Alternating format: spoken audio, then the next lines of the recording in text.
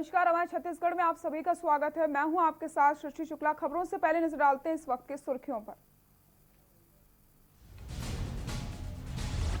रायपुर में लूडो खेल रहे दोस्त बन गया है वाहन, दोस्त ने दोस्त को उतारा मौत के घाट, पुलिस ने किया आरोपी को गिरफ्तार। बालौदा बाजार में स्वास्थ्य विभाग की बड़ी लापरवाही उजागर, खुले कचरे के ढेर में फेंकी गई पीपीई किट, कचरे के ढेर में मासूम बच्चे ढूंढ रहे हैं खाना।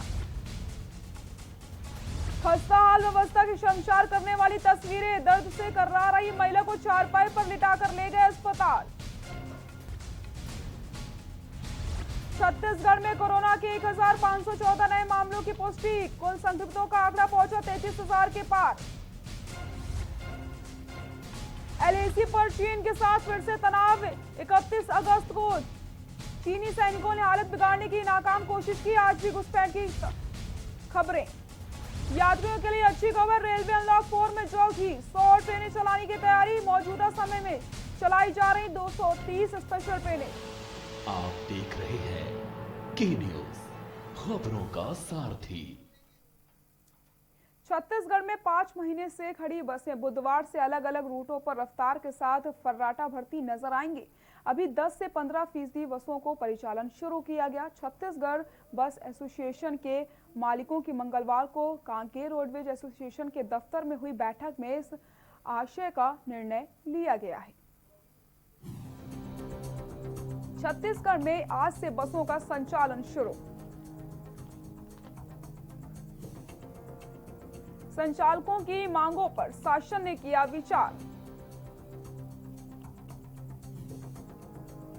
छत्तीसगढ़ में आज से सड़कों पर दौड़ रही हैं बसें।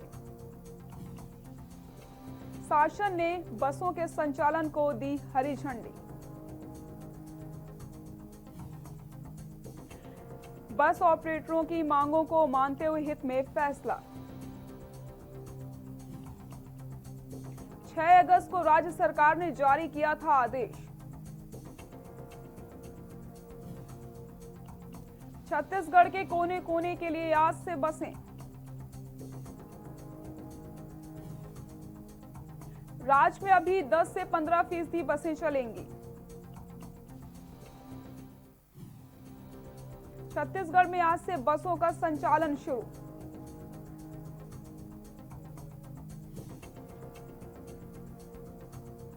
संचालकों की मांगों पर शासन ने किया विचार। छत्तीसगढ़ में आज से सड़कों पर दौड़ रही हैं बसें।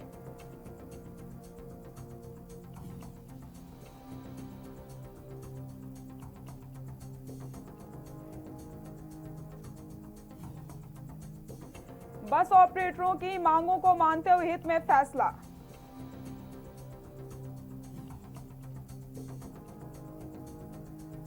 छह अगस्त को राज्य सरकार ने जारी किया था आदेश।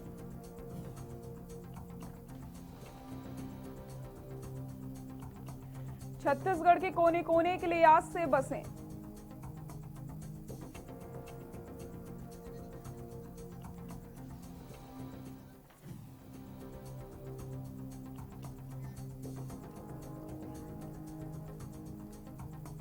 छत्तीसगढ़ में आज से बस सेवा शुरू। संचालकों की मांगों पर शासन ने किया विचार।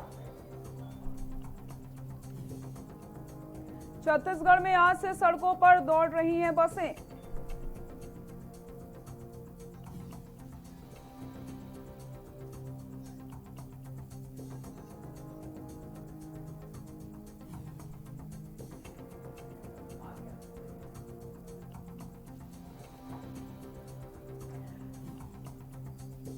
अगस्त को राज्य सरकार ने जारी किया था आदेश। आपको बता दें जिस तरीके से इतने दिनों से कोरोना का काल चल रहा है और लॉकडाउन चल रहा था, उसके बाद धीरे धीरे हर चीज में छूट दी जा रही थी, धीरे धीरे सब चीजों में गति लाई जा रही थी। अब अनलॉक 4 चल रहा है, ऐसे में कई सारी चीजों पर छूट दे दी गई है और छत्तीसगढ़ में बसों का संचालन भी शुरू हो चुका है।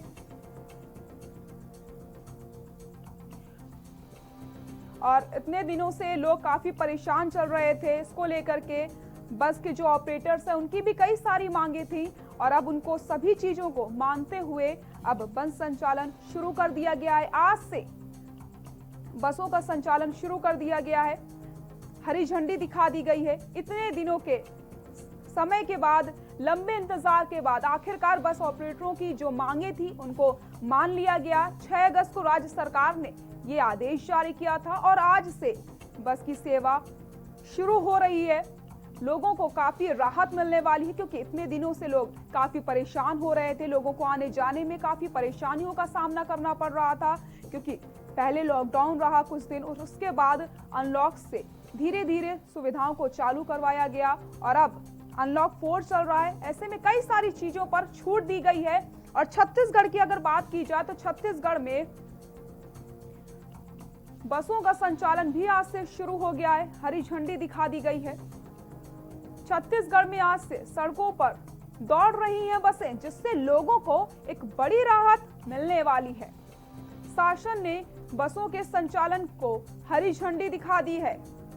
लॉकडाउन के बाद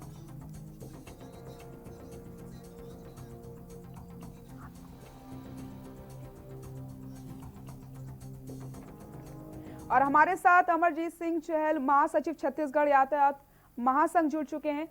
आपका बहुत बहुत स्वागत है के न्यूज इंडिया पर। मैं आपसे ये जानना चाहूंगी कि इतने लंबे इंतजार के बाद, पहले लॉकडाउन था, उसके बाद अनलॉक आया और अनलॉक 4 अब चल रहा है। ऐसे में बसों का संचालन शुरू हो गया, हरी झंडी दिखा दी गई है, क्या कुछ कहेंगे आप?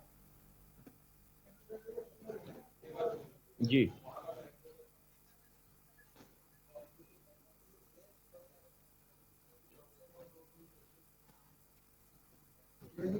आपकी आवाज नहीं आ रही है। मैं ये पूछना चाहती हूँ कि इतने दिनों से लोग इंतजार कर रहे थे, पहले लॉकडाउन चला, फिर धीरे धीरे सारी सुविधाओं पर छूट दी जाने लगी और आज छत्तीसगढ़ में बस की सेवा शुरू हो चुकी है, क्या कुछ कहेंगे आप?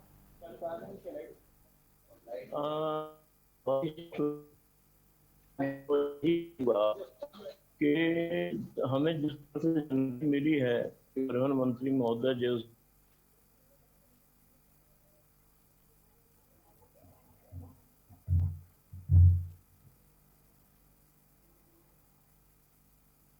कहना भी लाजमी है कि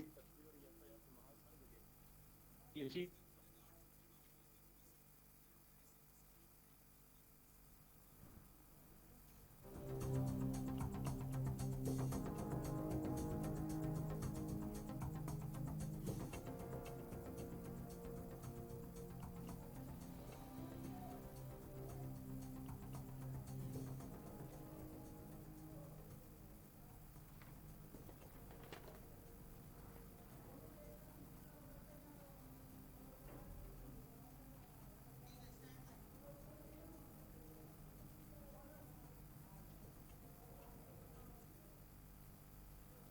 देश आधुनिकीकरण की ओर तेजी से आगे बढ़ता चला जा रहा है, फिर भी देश में कई ऐसी जगहें हैं जहां पर अभी भी मूलभूत जरूरी चीजों का कमी है। हाल ही में छत्तीसगढ़ के जशपुर के स्वास्थ्य सुविधाओं की पोल खोलता एक वीडियो सोशल मीडिया पर सामने आया है। इस वीडियो में एक ग्रामीण परिवार की प्रेग्नेंट महिला को खाट पर ले जाते देखा जा सकता है। छत्तीसगढ़ को अलग राज्य बने हुए 20 साल हो चुके हैं, लेकिन आज भी कई ऐसे हिस्से हैं जहां पर सड़क, स्वास्थ्य और बिजली से जुड़ी समस्याएं बनी हुई हैं, जिसकी खबरें आए दिन सामने आती रहती हैं। ऐसा ही एक मामला आज तामकछार के जबला गांव से सामने आया है। यहां पर सड़क नहीं होने की वजह से एम्बुलेंस नहीं आ सकी, तो परिजनों को प्रसव से पीड़ित महिला को चारपाई पर लादकर नदी को पार करवाना पड़ा और अस्पताल लेकर जाना पड़ा। देखिए हमारी खास रिपोर्ट।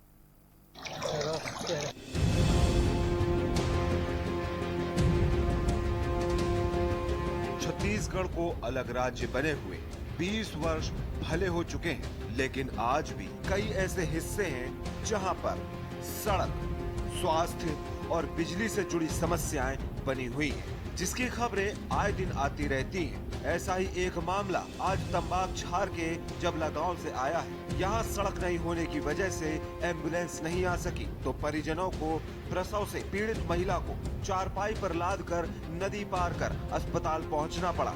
ग्रामीणों के मुताबिक गांव में सड़क नहीं होने के कारण आए दिन इस तरह की परेशानियों का सामना करना पड़ता है। हमें 4 किलोमीटर बस के लगी। 108 के फोन कर रहे हैं। हाँ, क्या करल रही तो का कहीं 108 वाला तो घरे वाले नहीं ढुके सकीस। ऐसा तो निजी गाड़ी है भेजो था। हाँ निजी मोरे किराया है ले हम।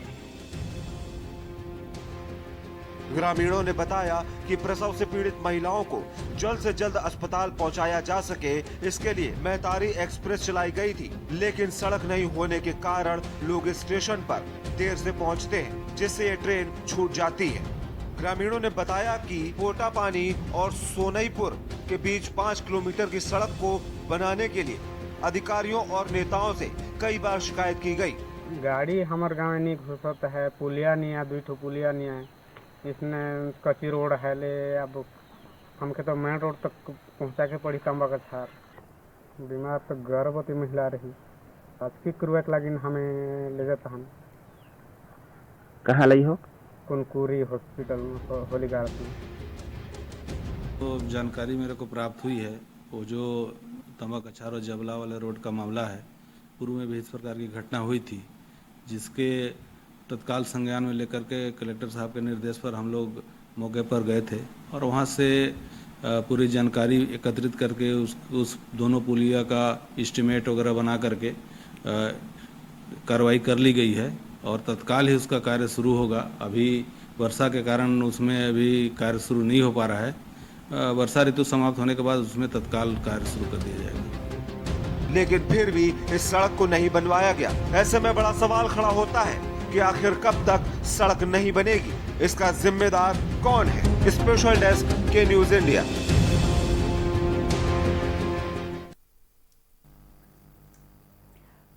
एक तरफ पूरा देश कोरोना महामारी से जूझ रहा है, वहीं बलौदाबाजार जिला के कसडोल सामुदायिक स्वास्थ्य केंद्र पर बड़ी लापरवाही निकलकर सामने आई है। कसडोल नगर में स्वास्थ्य विभाग के द्वारा पीपीई किट के उपयोग के बाद खुले में कचरे के ढेर में फेंक दिया जाता है। देखिए हमारी खास रिपोर्ट। कार्रवाई बरती गई तो निश्चित उनके खिलाफ कार्रवाई की जाएगी। मेरी जानकारी में आप लोग से पता चला है और हम लोग जो पीपी किट पहनते हैं उसको डिस्पोज करते हैं, हम अलग से स्टोर करके रखते हैं। स्टोर करने के बाद जो रायपुर कचरा जाती है उसमें ले जाते हैं।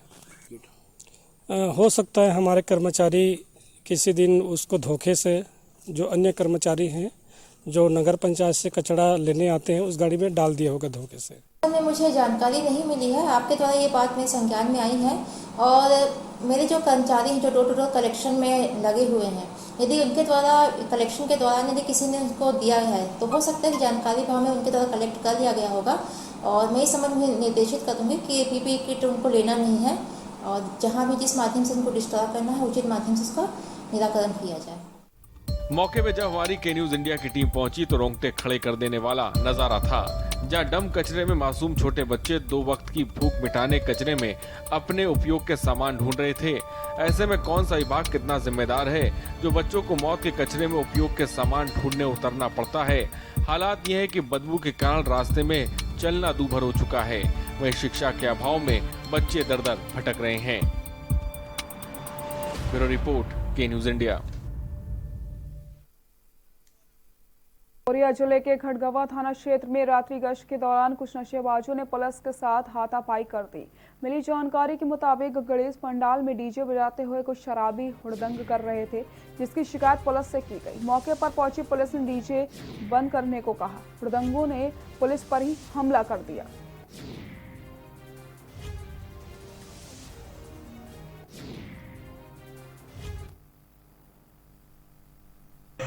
चार लोग हुड़दंग कर रहे थे, जिस पर उनको समझाइश दिया गया, जिस पर से वो आक्रोशित हो गया और पुलिस पार्टी के साथ हाथापाई और गाली गलौज किया। सर, 4 आरोपी के नाम क्या क्या है? तो 4 आरोपी गजवरा पारा के ही निवासी हैं, उदित नारायण, तेजभान, रोशन और पुष्पराज हैं।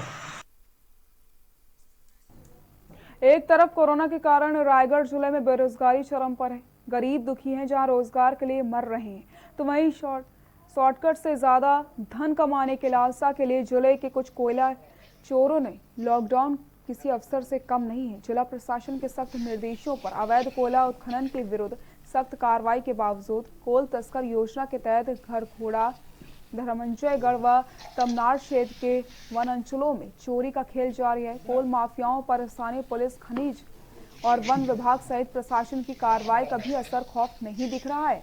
लोगों ने यहाँ तक कि कहना है कि बिना किसी स्थानीय नेताओं और सरकारी अधिकारियों के सेटिंग के कोयला की चोरी असंभव है। जरूर दाल में कुछ काला है।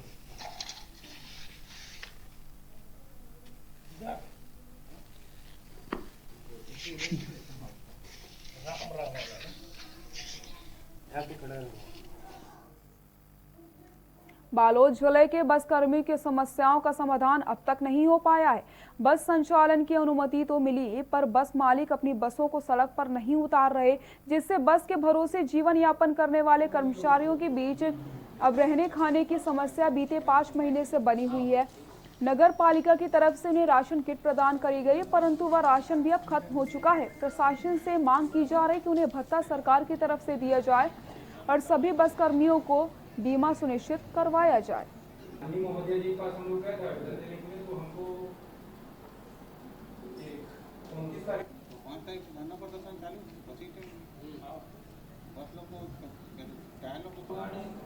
कलेक्टर महोदय के समक्ष अपनी 5-6 मुख्य मांगों को लेकर के यहाँ आवेदन देने आए हुए थे। हमारी मुख्य मांग ये है कि शासन प्रशासन द्वारा जो निर्धारित बस चालकों का नियमित पेमेंट कराया जाए। दूसरा ये है कि एक कोई संगठन द्वारा दिनांक 2 तारीख को धरना प्रदर्शन करने की अनुमति ली गई है। दिक्कत तो बहुत है, लोग अपने घर का बर्तन जेवर वगैरह बेच के अपना जीवन निर्वाह कर रहे हैं। इतनी बुरी स्थिति है हमारी कि ना तो हमारी स्थिति को ना शासन देख रहे ना प्रशासन। इतनी दयनीय स्थिति हो गई कि हम यहाँ तक कि कई ड्राइवर कंडक्टर आत्महत्या करने को तैयार हो गए हैं और कर भी लिए हैं। रायगढ़ जिले के उद्यान विभाग द्वारा जिले में राज्य शासन एवं जिला प्रशासन के माध्यम से जिले में पोषण बाड़ी योजना के अंतर्गत फल पौधे एवं सब्जी वितरण बाड़ी का निर्माण कराया जा रहा है। इस विषय पर उद्यान अधिकारी ने बताया कि रायगढ़ जिले के किसानों को इस लाभ तक पहुंचाने के लिए लाभान्वित करने पर भरपूर प्रयास किया जा रहा है। विभाग में हमारे एक महत्वपूर्ण योजना में पोषण बाड़ी योजना है। हम किसानों को विभाग से फलदार पौधे, हरी सब्जियों के पौधे एवं बीज उपलब्ध करवा रहे हैं, जिससे जिले के किसानों में भरपूर लाभ मिल सकता है।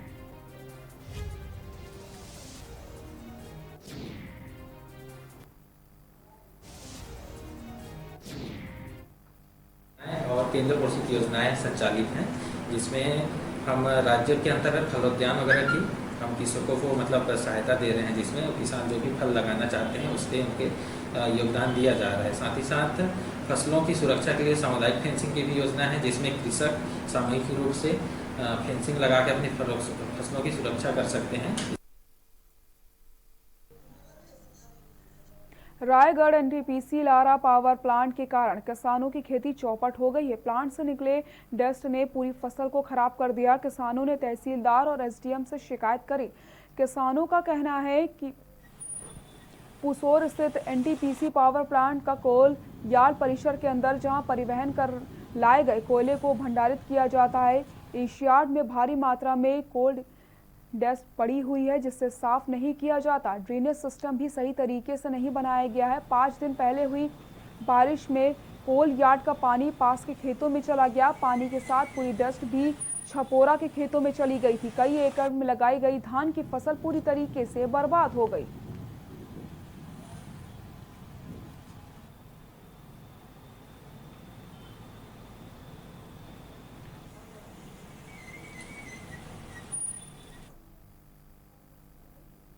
पार्टी क्यों ना मनाए, जब संयम है कोतवाल तो डर काहे का। गंगरेल बांध के गेट पर तैनात गार्ड बताते हैं कि बांध का ये क्षेत्र पिछले 2 सालों से बंद है। अंदर पार्टी कर रहे लोग इंजीनियर साहब के पहचान वाले लोग हैं, वो खुद उनको लेकर के आए हैं। अब ऐसे में सवाल यही खड़ा होता है कि आखिर प्रतिबंधित क्षेत्र में पार्टी क्यों की जा रही है। देखिए हमारी खास रिपोर्ट।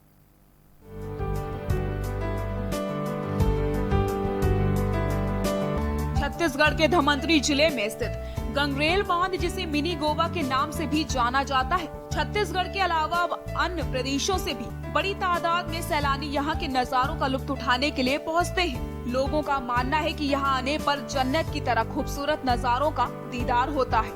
लेकिन पिछले कुछ सालों से गंगरेल बांध के द्वार को बंद कर दिया गया है। बंद की घोषणा सिर्फ आम लोगों के लिए है। अधिकारी, जनप्रतिनिधियों और इनके रिश्तेदारों के लिए बंद गेट को खोल दिया जाता है। ऐसा हम नहीं कह रहे, ये सारी बातें तो 30 अगस्त की ये तस्वीरें बयां कर रही हैं। तस्वीरों में साफ दिखाई दे रहा है कि बड़ी संख्या में कुछ लोग गंगरेल बांध के प्रतिबंधित इलाके में पार्टी मना रहे हैं। जैसे कि कुछ भी पार्टी हो, बट हम लोग को अलाउ नहीं है। मैं कहना चाहता हूँ कि अगर नियम है सबके लिए तो बराबर होनी चाहिए। नियम अगर होनी चाहिए सबके लिए बराबर चाहिए। पर्टिकुलर एक बंदे को अंदर या संगठित जो दोस्त लोग हैं उन लोग को जाने की, अगर जाना तो सबको एक साथ में जाना चाहिए। तो ऐसा नहीं कि बाकी सब लोग अंदर है और हम लोग बाहर। पार्टी क्यों ना मनाए, संयम भये कोतवाल तो डर काहे का। गंगरेल बांध के गेट पर तैनात गार्ड बताते हैं कि बांध का ये क्षेत्र पिछले 2 सालों से बंद है। अंदर पार्टी कर रहे लोग इंजीनियर साहब के पहचान वाले लोग हैं। वो खुद उनको लेकर आए हैं। मैं अधिकारी को ऑफिस में उपस्थित करके जो है विषय के बारे में जानकारी। वह इस संबंध में जल प्रबंधन संभाग कोड नंबर 38 के कार्यपालन अभियंता यूटी राम टेकर का कहना है कि गंगरेल बांध के प्रतिबंधित क्षेत्र में जाना मना है। उसको खोलने का कोई सवाल ही पैदा नहीं होता। बहरहाल ये बड़ा सवाल है कि आखिर प्रतिबंधित क्षेत्र में एंट्री क्यों दी गई है। धमंतरी से के न्यूज के लिए कुंदन साहू की रिपोर्ट।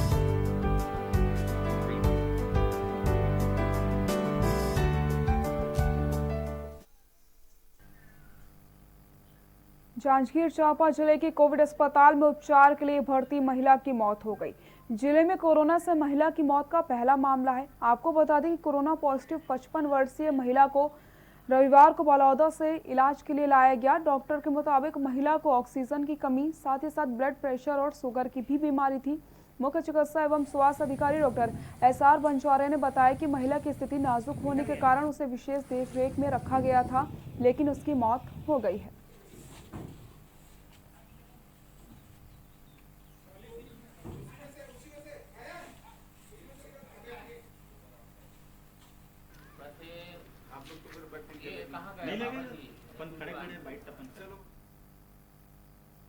छत्तीसगढ़ की राजधानी रायपुर से एक सनसनीखेज मामला सामने आया है। 2 दोस्त लूडो खेल रहे थे। गेम खेलते अचानक दोनों दोस्तों में विवाद हो गया। झगड़ा इतना बढ़ गया कि वो जानलेवा साबित हो गया। तैश में आकर के एक दोस्त ने दूसरे पर चाकू से ताबड़तोड़ हमला कर दिया। हमले में घायल शख्स की मौत हो गई। मामला पुलिस तक पहुंचा तो जांच शुरू की गई। हत्या के मामले में पुलिस ने एक आरोपी को गिरफ्तार कर लिया।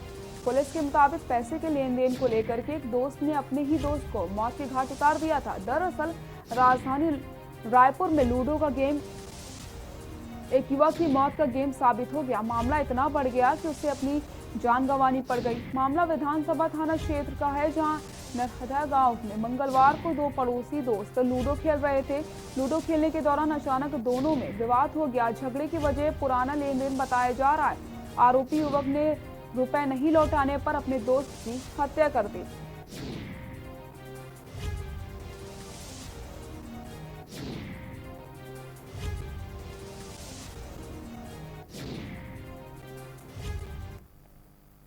कोरबा जिला वासियों को आवागमन की बेहतर सुविधा देने के लिए कलेक्टर किरण कौशल सड़क मरम्मत कामों को लेकर के पिछले 1 सप्ताह से एक्शन मोड में है। कलेक्टर ने आज फिर से कोरबा से लेकर छुर्री, कटघोरा, सुतर्रा, पाली होते हुए एक सड़क मरम्मत में हो रहे कामों का निरीक्षण किया। उन्होंने पिछले 3 दिनों से सड़क मरम्मत के कामों पर संतोष जताया। अधिकारियों को मरम्मत में तेजी लाने के लिए निर्देश दिए। कलेक्टर ने सड़क मरम्मत के काम को पूरी गुणवत्ता के साथ करने को कहा है, ताकि नई सड़क बनने तक लोगों को आने जाने के लिए अच्छी सड़क मिल सके। किरण कौशल ने सड़क पर बारिश के बाद धूप के कारण उड़ रही धूल को भी रोकने के लिए पानी का छिड़काव के निर्देश जारी किए हैं।